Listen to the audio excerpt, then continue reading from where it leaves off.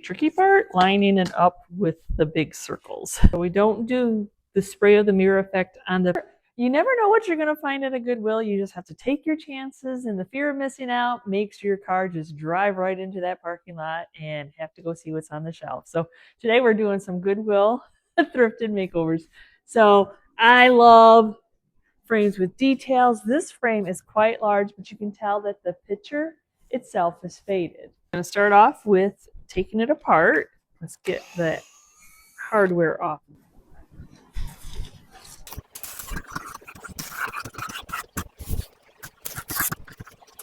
Okay, that part is off. Now we just need to remove all the framing that holds these little inserts that hold everything together.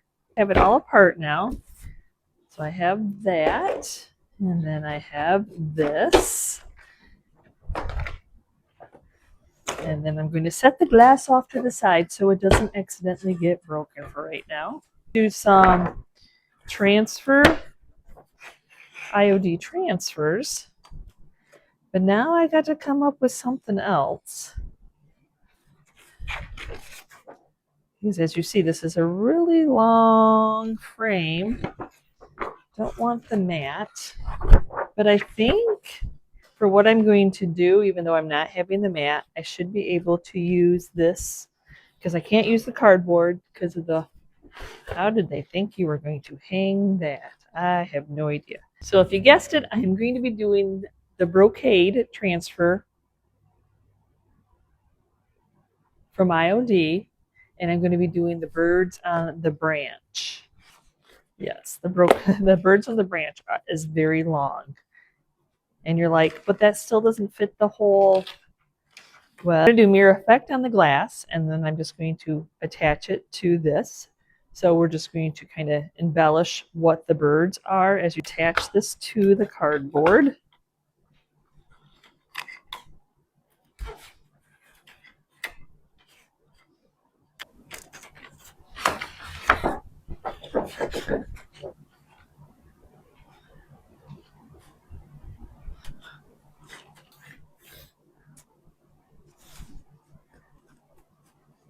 Take a razor blade and see if I can get these little... Oh, maybe it'll pull out. The next step might seem a little bit you're just going to... Yeah, I'm going to prime. I'm going to seal the paper in with some shellac because I'm going to need to paint just to make sure that it's not seen through the mirror effect, and then blend in that line because sometimes that shadow of the two different colors. So first I'm going to seal my paper in with the shellac.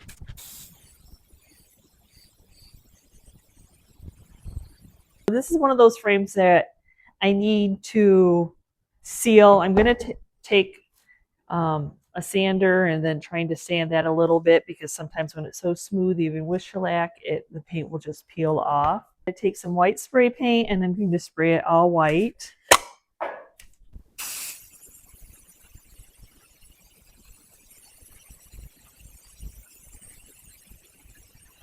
I wouldn't have sealed that in with shellac. I wouldn't have got that kind of coverage. The paint would have just soaked right into everything and you could have seen the image. So it was worth the time to do some shellac on it. Now I'm going to take some Weather Defense and seal in that white spray paint.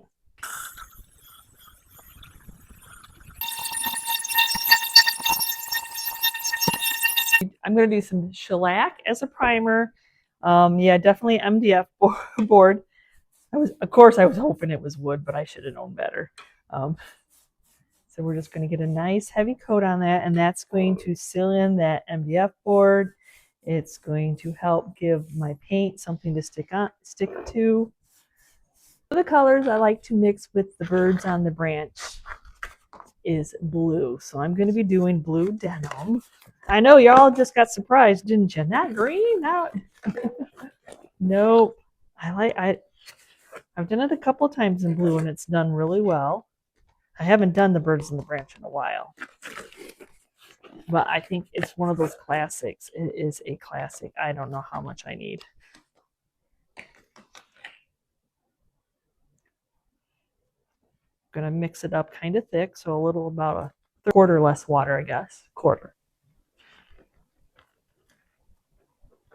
This is just one of those really long frames that most people stay away from. But heck no, I'm just gonna go for it and see what happens. Oh, that's a nice blue.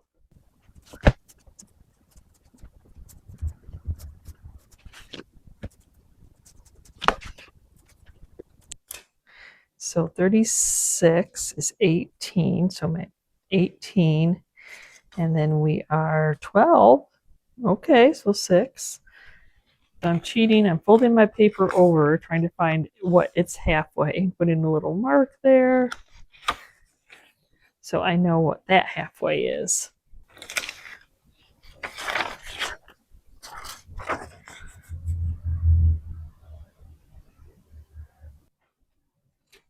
Okay, I got it. Okay, so you gotta do your one piece first. They come with one of these tools. Hopefully it's not too awful hard. And since I did all that prep with the paper, it should do rather well.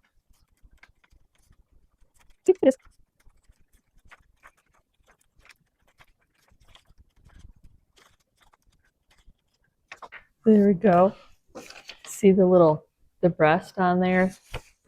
That's why I'm like, I need to paint that. Now it's trying to match up that too little small area. The overlap.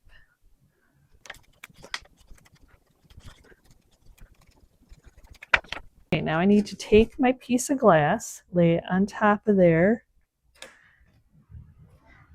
and I need to trace out my image. So where I put the mirror effect, you don't necessarily want to cover up your image, you just kind of want the mirror going in towards it.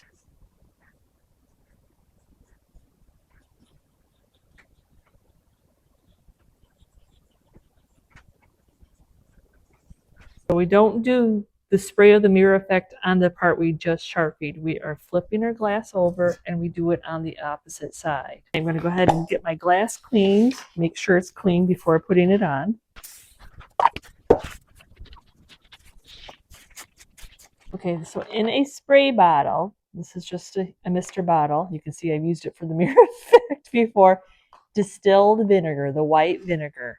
So what I'm going to do is I'm going to mist it on where I don't want the mirror effect to adhere to. For whatever reason, it does not dry, and I can then dab it up after I spray the mirror effect. It just gives the mirror more of an aged look.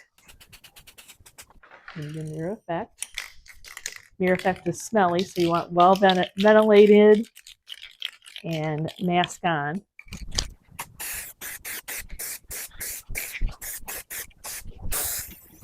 And you can use a heat gun to dry it. I don't start going closer into my image. It takes about 3 coats to get it to really have that good mirror effect going on. So then I'm going to take a lint-free cloth. This is just the shop cloth, and then I'm going to dab and get that vinegar off. Now I need to do a little bit of black, just basically around the outside. I don't want to try to really get too much in the inside where the image is going to be.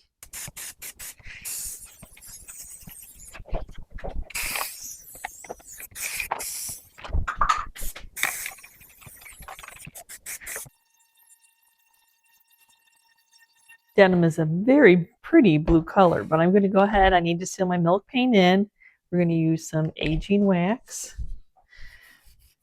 It's going to get into those crevices and just darken that right back up.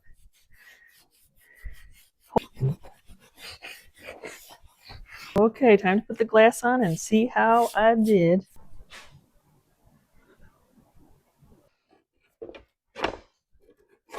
My handy dandy Freeman tool.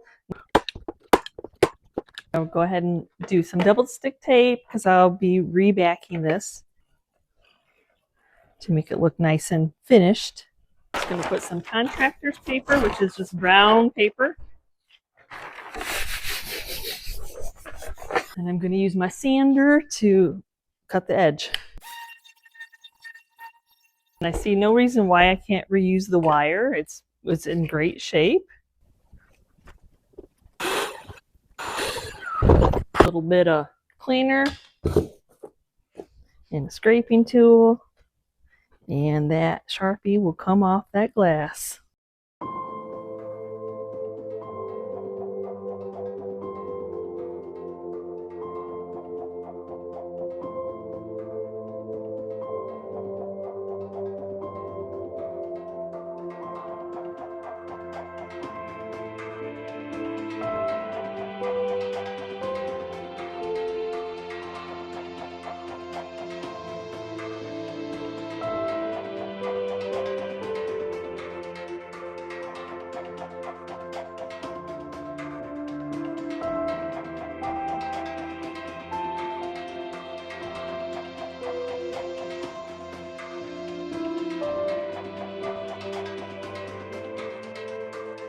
Sometimes I think the hardest thing anymore is finding real wood. So it's real wood, it's plywood, but I'm like, oh my gosh, like a plant stand, a cute little display stand.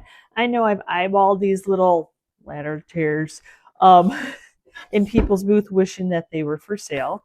And I do think we can make it a lot better. So $4.29, let's get that tag off. And then the paper, as you see, is coming off. But I'm going to fill in, they have all these where, you know, it was like an IKEA piece. It was, you put it together. So we're going to fill those in with Bondo. We got some layers of the plywood that are coming apart, though we like a little bit of damage to make it look like it's got the age that it does, but that might be a little too much. Okay, I'm going to use some Bondo to fill in those holes and where that plywood has peeled. So Bondo is a putty, as I use for like a wood filler. And so you've got the putty, and then you have this little tube of hardener, and you just mix a little bit in there. You see the ratio. But once you start mixing it, it starts to harden, so you kind of have to work kind of fast. But I like to use it because in like 5-10 minutes of applying it, I can sand and get on with my project. But we don't need to see these screw holes. But it's solid.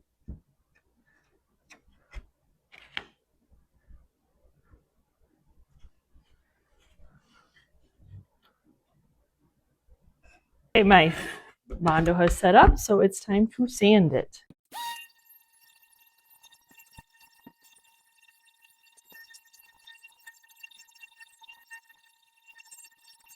I think I got what I could sanded, so we're going to go ahead and get it wiped off. Dawn dish soap, hot water, warm water by now. I need to seal this in with some shellac, even out all that porosity. We'll start with the underneath.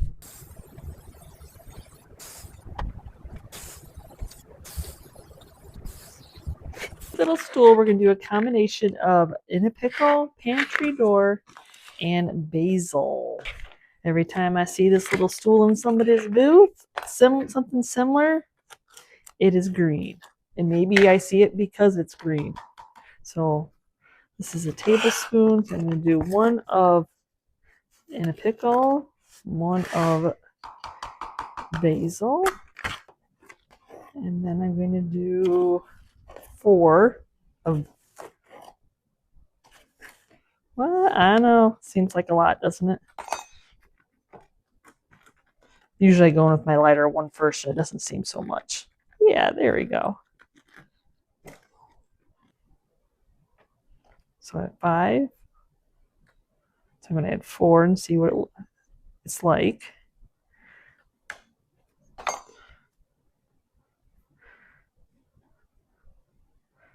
It's a pretty color. Well, there's a lot of little angles at this one. So just going to start with what I see from the underneath. Might be hard for you all to see. I don't know. There we go.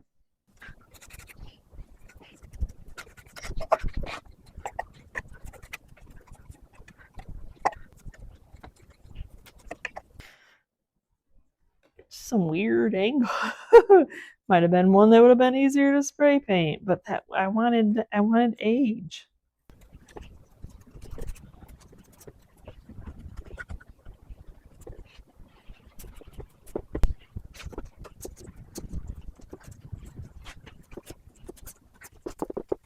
I always tell you if milk paint is unpredictable, I'm like, oh, it's chipping. Well, that's what we're going for. So I'm going to go ahead and get it sanded.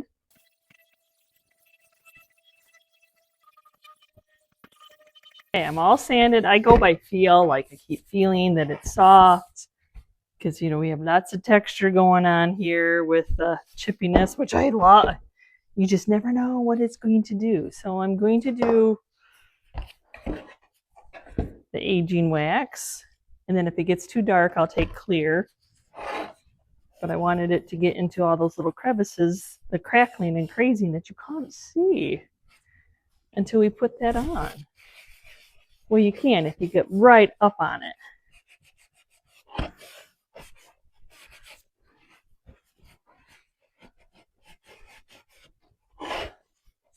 Shoe shine. See? Oh, I can't see it. Now you see it. Now you don't. Now you see, you see it. Oh.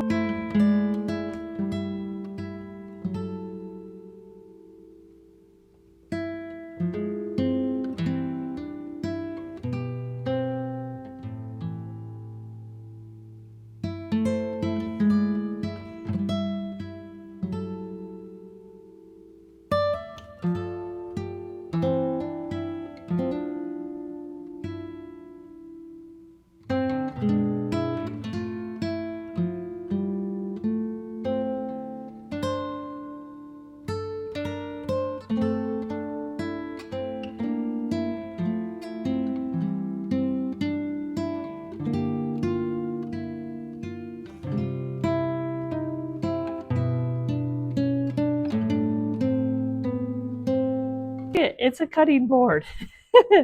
It's just a plain cutting board, butcher block, $4.29. Seems like that was my going price for this video. Most of them were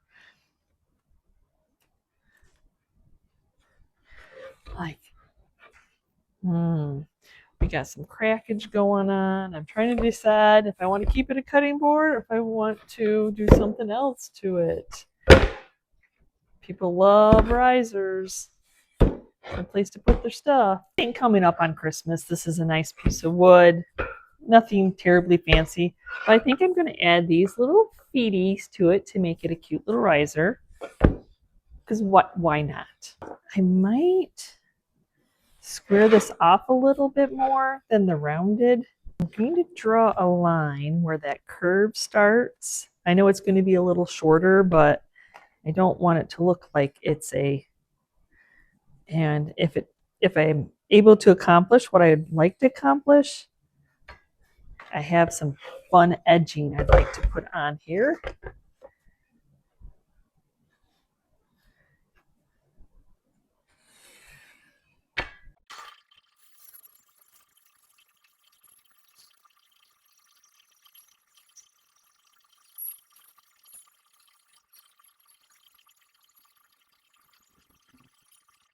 Okay, I've got a square edge now, and I'm going to take my little legs. I don't think it matters which one I'm using.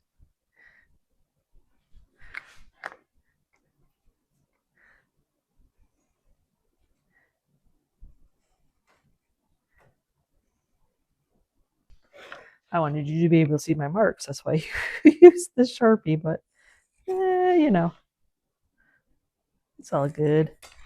This will be the bottom. Now I'm going to go through my center point. I raised it up a little bit, raised it up so it's not, but I need to have that hole through so I can see where to do my countersinking bit.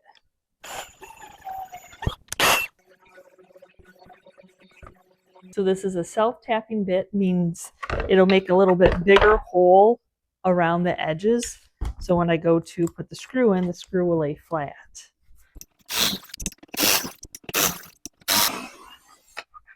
All the things I learned from my husband. And then we can cover those up. Tight bond quick and thick. Started so I can see it.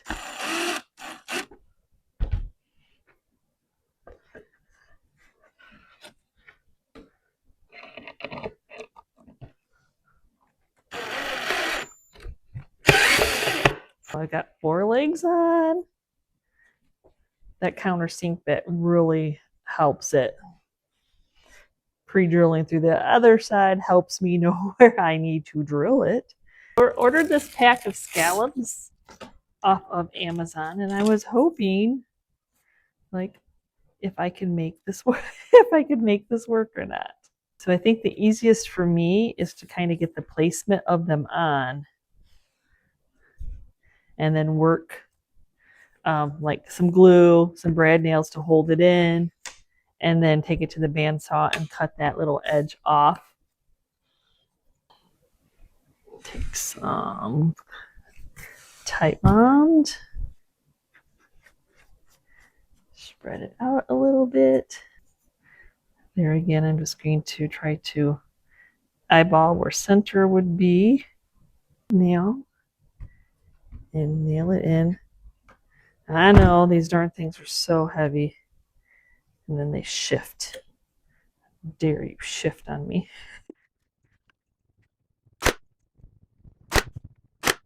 How cute will that be? I think it'll be cute.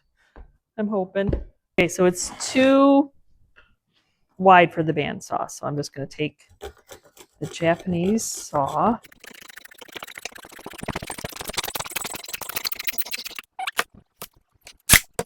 The tricky part, lining it up with the big circles.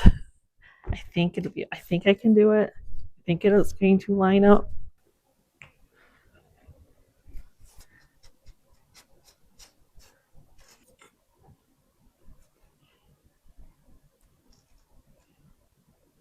Air staple gun because the brad nails were just coming right through when I was sawing.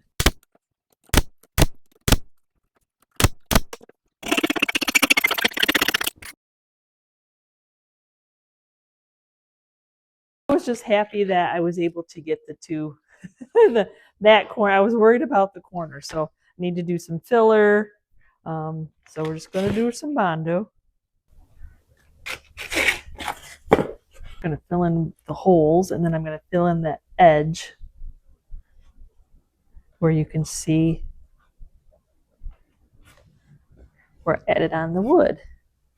I had a lot of Bondo to do, but I think it'll be well worth it. I think it's so cute. It's already cute. We haven't even colored it yet. So I've got a lot of sanding to do now.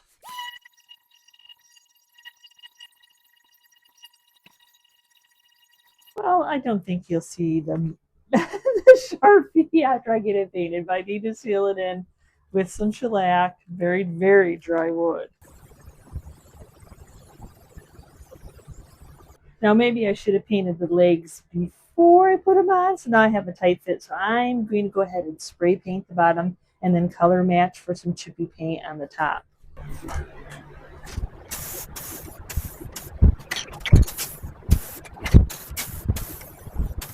How can I color match? I'm thinking basil and in a pickle. I don't know. We'll mix it up and see.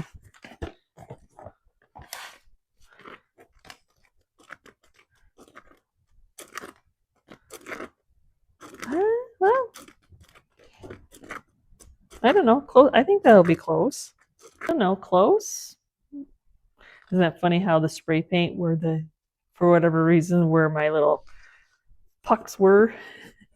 It's like, oh, I'm going to absorb in here. I don't know. Make it a little thick.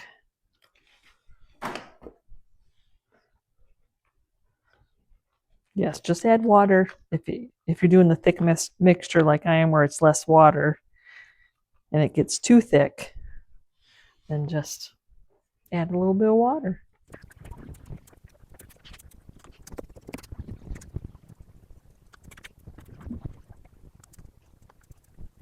I'm very proud of what I accomplished.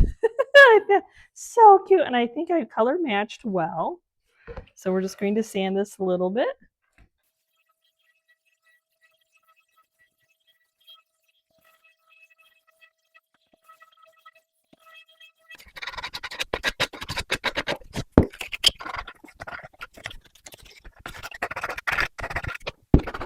And then I'm just going to, so I can bring out some more of the crackling and crazing, I'm going to go with a brown of aging wax.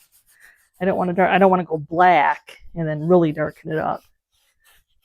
Just something to get in those little crevices.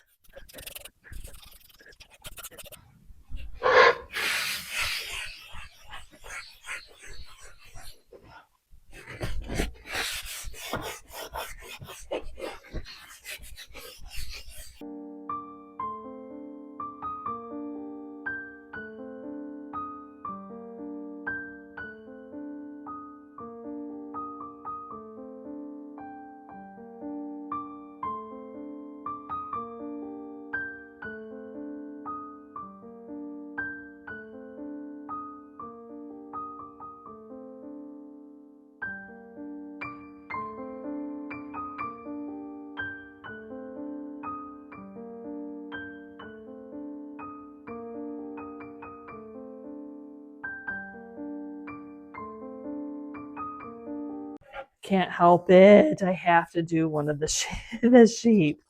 So this one I did get at Goodwill. Yes, I did. If you follow the channel, you know that I did, or my social media. Though this one is a little bit different than what the Dollar General's ones were. So I love painting these up, and I know you see me in that spray room, so I'm going to start off with spraying it with some white spray paint.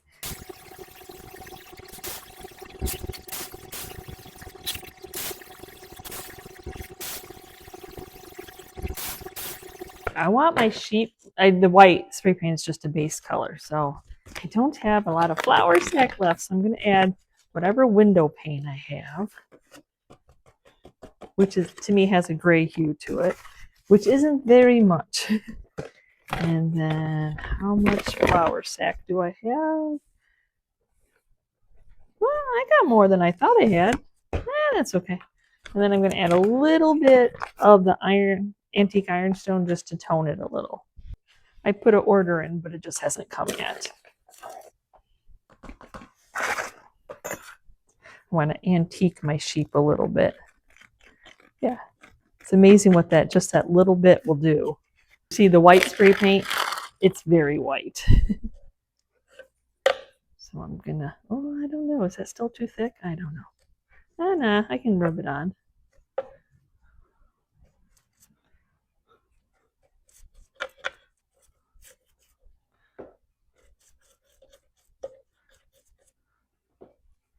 Though you can't probably really even see where I'm going, but as long as I can, right? To see where I've been.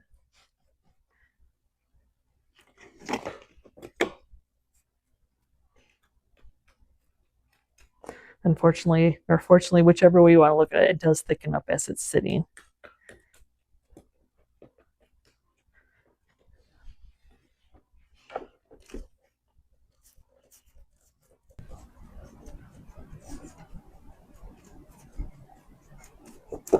You know how that works. It just does. That was amazing. Amazing. So now I want to actually, before sealing this in or anything like that, cleaning up the little feet from where the paint ran, I'm going to do some black faces. So I'm going to use some Cold Black by Fusions.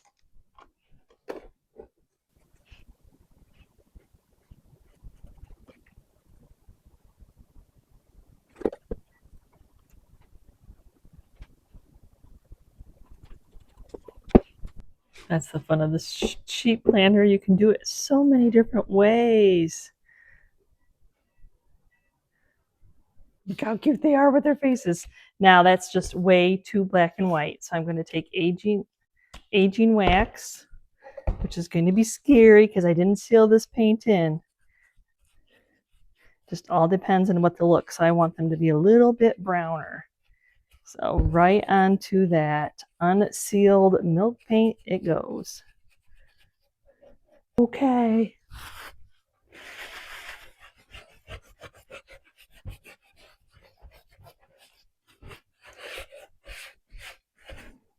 See, it just tones it down. I like to leave it a little bit heavy in the crevices. I'm not going to say cracks. We're going to say crevices.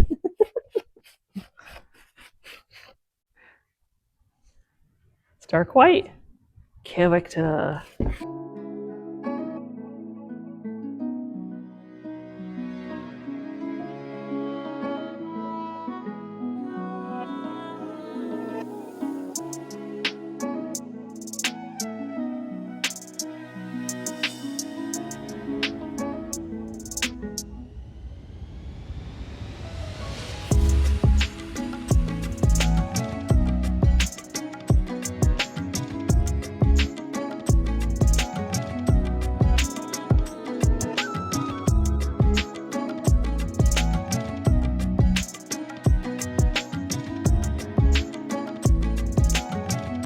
So thank you so much for hanging with me as I worked on some of those Goodwill finds. Finding wood in Goodwill is hard nowadays. I don't know in our area it is, so I'm always super excited. I was on the fence of what that frame was going to be, but and the cute little sheep. Oh my gosh, and how many of you would have panicked once you saw those big paint chips on that little like riser step stool?